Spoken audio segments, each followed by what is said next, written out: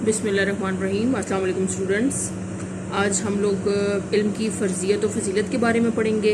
बच्चों, आप लोगों का जो मौज़ूआती मताला है उसमें आप लोगों ने 2 चैप्टर्स जो है वो क्लास 8 में पढ़े थे और टोटल 4 चैप्टर हैं इसमें मौज़ूआती मताले में। ठीक है, हमारे जो 9th क्लास का सिलेबस है उसमें तो 2 चैप्टर जो है आप लोग प्री 9th में पढ़ चुके हैं और आगे जो 2 चैप्टर हैं वो हम लोग अब 9th क्लास में पढ़ेंगे। तो आज हम पढ़ेंगे चैप्टर नंबर 3, सबक नंबर 3, इल्म की फ़र्ज़ियत व फ़जीलत। इल्म के क्या मायनी है? सबसे पहले तो इल्म का लुग़वी मायनी है जानना, आगाह होना या वाक़फ़ियत हासिल करना। ठीक है, और इस्तिलाह में अल्लाह और उसके रसूल सल्लल्लाहु अलैहि वसल्लम ने हमें जो अहकामात और हदायत दी हैं उनके बारे में आगाही हासिल करना और उन पर अमल करने की पूरी तरह कोशिश करना इल्म कहलाता है। ठीक है, और नबी पाक सल्लल्लाहु अलैहि वसल्लम पर सबसे पहले जो वही नाजिल हुई थी वो भी इल्म के मुतल्लिक़ ही थी और उसमें भी नबी पाक क्योंकि हज़रत मोहम्मद सल्लल्लाहु अलैहि वसल्लम पर जब तक नज़ूल वही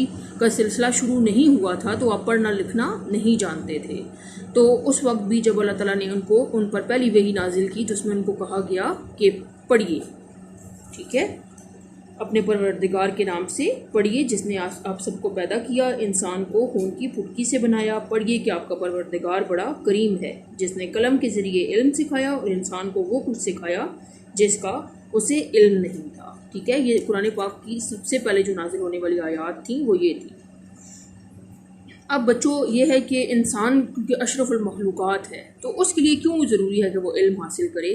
क्योंकि उसको अच्छे और बुरे में तमीज़ हासिल हो जाए। ठीक है, अल्लाह ताला ने इंसान पर बेशुमार एहसानात किए हैं और उनमें से एक बड़ा एहसान ये भी है कि अल्लाह ताला ने इंसान को अक्ल दी है, शऊर दिया है, उसे इल्म अता फरमाया है। ठीक है, समझ में आ रही है बात? और इल्म के ज़रिए ही हम एक आलिम और जाहिल में फ़र्क कर सकते हैं। ठीक है, नबी पाक सल्लल्लाहु अलैहि वसल्लम का इरशाद है कि कभी आलिम और जाहिल बराबर नहीं हो सकते हैं। ठीक है, इसलिए आप लोगों को चाहिए कि आप इल्म की तरफ भरपूर तवज्जो दें और दीनी और दुनियावी दोनों इल्म हासिल करें। समझ में आ रही है बात? अब नबी पाक सल्लल्लाहु अलैहि वसल्लम जो थे वो ख़ुद भी हज़रत मोहम्मद सल्लल्लाहु अलैहि वसल्लम अपने लिए भी इल्म में इजाफ़े की दुआ किया करते थे। ठीक है, कि ए मेरे परवरदिगार मेरे इल्म में इजाफ़ा फरमा। समझ में आ रही है बात? तो इसलिए आप लोगों को भी अपने इल्म में इजाफ़े के लिए ये दुआ मांगते रहना चाहिए।